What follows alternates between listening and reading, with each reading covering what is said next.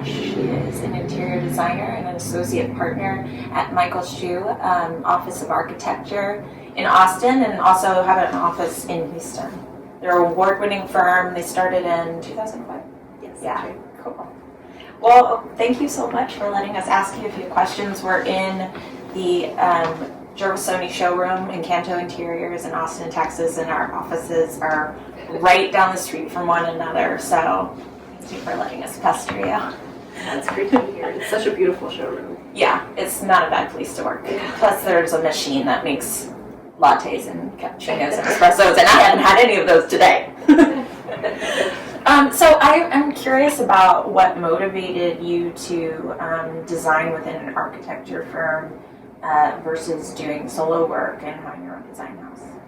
Yeah, I mean, I think for me it's the opportunity to work with such a great team of talented designers and architects alike. And, I'm able to work on such a variety of size and types and, budget range of projects that I just don't think would even be possible as a solo practice. And also I just got any new ideas and points of view to shake it up and help me grow and change. And it's great to be kind of part of the team. Did you always have an interest in architecture versus design, or did one lead to the other?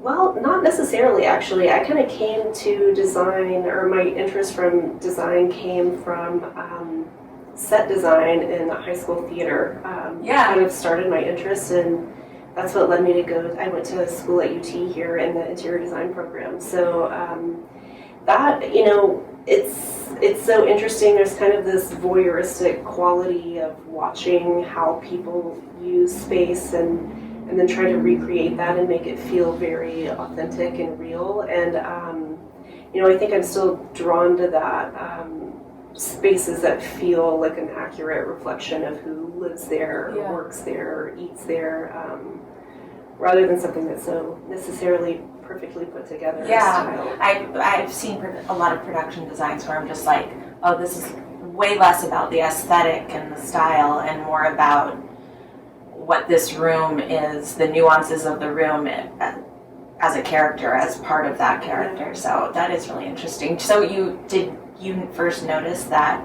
you were good at design by doing stage? I think that's where I just became interested in it, and then may I ask about production? It was high school theater, so I feel like it was something different every week. So it was different things. I don't remember the name of it actually. I can remember the show specifically that I first started with set design, but I can't remember the name. It was something small that I hadn't heard of before. Yeah. Oklahoma or something.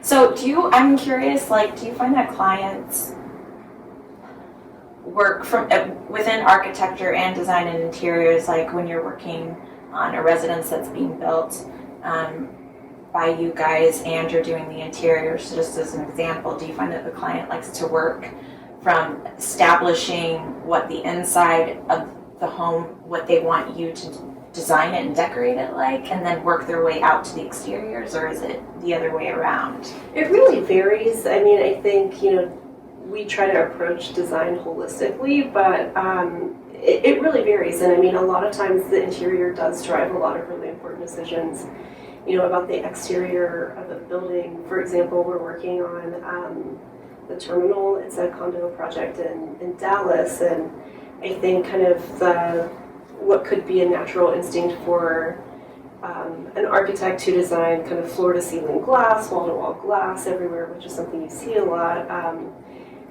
Something that was important for us was having walls for people to showcase art collections and furniture arrangements and things like that. And so that ended up driving the sort of design of the skin of the building to some degree, having some moments of mass and solid portions. Cool. That's fascinating. So I was looking through the Schuh portfolio, and I noticed that there are a lot of striking details. I feel like mostly in the restaurants you guys do. And in particular, there was P6 at the Line Hotel in Austin, which is the rooftop bar. It used to be a parking garage. Yes, yeah. You would never ever know that now, but outside there's kind of this installation of these beautiful worn thin flags in varying shades of, I want to say it's not a pink, it's much earthier than that, and then there's also fabric wrapped around these cords, going horizontally or vertically or whatever. I'm obviously not a designer, but with specific details like that, are those things that are inspired by the project, or is that something you saw or you noticed a long time ago and tucked it away? Yeah, I mean, I think details like that are things that we draw from the inspiration of the project. So really trying to think about what we want a space to feel like, or what our client wants a space to feel like, and then starting to tell a story with different details.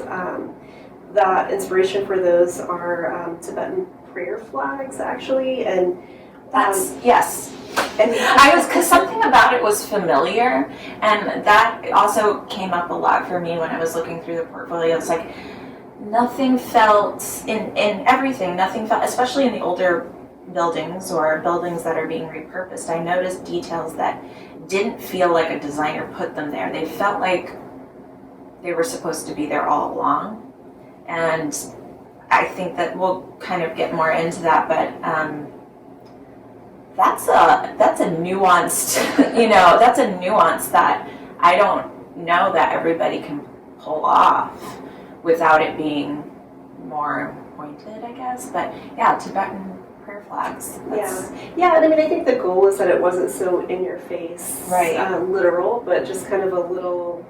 Like you're saying, a little kind of hint back. Yeah, and it's an interesting way too to introduce texture into the design and to kind of play with the volume and the dimensions of the space, because it's an outdoor space, but then suddenly it's inclusive with the interior. If that makes sense, it was a really beautiful touch. What kind of fabric was wrapped around the cords? I think it's like a canvas, if I remember. Okay, we'll include the link to what I'm talking about below, because this is maybe hard to follow if you haven't seen it, but it's great pictures to look at. And now I'm totally going to that rooftop when this is all over. I looked at the menu and everything, and I was like, all right, we got to get through this. Yeah, they have fantastic cocktails. Their cocktails looked amazing, and they're aperitifs, and now this is an advertisement for the wine. So we were kind of talking about this, but you guys do really, in design and interiors, you do, like I said, especially in restaurants, there's touches of nostalgia and history, and they're pretty subtle, but I feel like that is a very difficult thing to pull off without making those things seem precious or make a statement or be too close to trendiness. Do you know what I mean? Yeah. How do you balance that? And what other things do you find yourself confronting to avoid spaces looking like every other hip new restaurant? Because there are a lot, and they're always beautiful, but I feel like there's something way more subtle. And it's a public space as well, and if you blast it with these overwhelming elements, then it becomes less about your experience there and more about the statement that the building is making. Yeah, I mean, I think it's hard not to be influenced by what you see around you, for sure, but I think it's just kind of this endless process of reinterpreting and reinventing, and I think something we as an office strive to do is for design to be timeless, that it's not too much of an era and not too trendy. So I think, kind of balancing that with making it also feel relatable and familiar and comfortable, and not too much staged, I guess. Well, I was thinking about that because, like, you guys did Uchi, right? Yes. And that's been around for a very long time now. I don't know off the top of my head when they started, of course, but it's it's older than the last time I went there. I was much younger, so that I was like, oh, this place still seems the design still feels very relevant. It's aged well and with grace, so applauding you on that. What I'm interested to know, like, when you walk into a room, what are things that kind of make you shudder? I think I'm always very curious about that because I know mine. Yeah. And they don't have to be design elements, but just make you want to leave or not be in there. For sure. For me, it's harsh lighting, or when a space is either too loud or too quiet. Both of those things. So I mean, they are design related, of course, but not so aesthetically driven, I guess. But I mean, I think when a space is really well lit, you sort of don't think about you. That's the goal, right? Is that you don't think about the lighting. It just feels like this very natural environment, to kind of support whatever activity is that you're there to do. And I think it's something we take really seriously. We try not to overlight spaces. And really focus on providing light on things we want to focus on, and not just sort of over blasting a space. So trying to kind of have layers of lighting, indirect lighting, lighting sort of at your personal scale, kind of everywhere in between.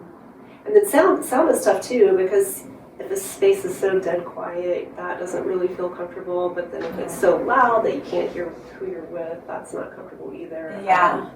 So I think like striking that nice balance of feeling activity, feeling sort of connection, but feeling comfortable and able to still have moments of intimacy. Yeah. I mean, who the guy who invented fluorescent lighting, who went like, this is amazing. We should put this in every office building. And it does wonders for your skin. It's like the worst thing you can put in any building is fluorescent lighting, and I will find you. I'm kidding. Well, that's so cool. Yeah, I don't ever think about the sound, but that is kind of like, how echoey is it? How empty does it feel based on the sound? Yeah. I know for me, it's like anywhere where nobody has any personal effects in the home that they live in, I always find that alarming. It gives me kind of like this uneasy feeling, like, what's happening here? What is happening here? If you don't have any photos on the wall, no art, no like personal effects that you've collected over the years that just haven't left your side, and when there's no like lamps, and everything's just from above, I find that infuriating. The layers are important. Well, thank you so much for talking with me. It was really, really interesting. And check out Tracie's work. We'll put a link to it. What would you like me to say, Olga? Charming. And that's right. This is a really good question. I didn't come up with it, but Olga came up with it. And Encanto means charm, right? Yes. Okay. So what do you find charming about what you do? For me, it's when we're able to do kind of playful or quirky small moves in the work that are just for fun, just to kind of give you a smile, and don't necessarily have to be so serious or put together all the time or pristine and kind of perfect. But having kind of this little moment of irony or fun that make people just kind of smile. Like it's a little inside joke with you and the customer, or you and the guest. Yeah. For example, at Fifth and West, we just worked on the interior amenity space design there, and we also worked on the furnishings. And we commissioned a local artist who's a comic book artist, and he was really great. And he did all of these little sketches of famous Texans, and they're really like, each one is pretty just humorous in its own way. And we made sort of a whole wall of them in one of the conference rooms, and it's a very feels like a very formal space, and then having this kind of little piece of interest there that was, just made it special. Cool. Well, I actually did have another question too. So the interview's not over. Sorry. What's your favorite space to design? Like residence, hotels, restaurants, workspace, so on and so forth. They all have their, their pros for sure. But for me, to me, it's restaurants. I think coming together over a meal is just such a powerful experience. And, when you are doing the design for those spaces, it just feels very momentous, that you're sort of designing this setting for memories, really. And the small, you're able to make decisions at a small scale that make a big impact. And I think even right now, especially right now, people are really missing that human connection, and I feel like the space is a big part of that. Yeah, Michael Shu does an amazing job with restaurants. I feel like that's what you guys are especially known for, and you can tell that so much love goes into them. They're all really special spaces. Yeah, it's there's a lot of thought that goes into the experience, and just making it, and it's what's interesting too is the sort of spectrum of very high-end, fancy, to very casual and approachable, and I think there's challenges and rewards with both of those. And it's interesting too about restaurants is like versus homes or hotels, you're only going to be there for a few hours and then you leave. This is not a place where you're sleeping. It's not a place where you're staying overnight. It's not your workplace where you go every day. You're just there for that one moment in time with somebody you care about. So that's a good point, that it really is like this moment of intimacy with fellow diners. Yeah.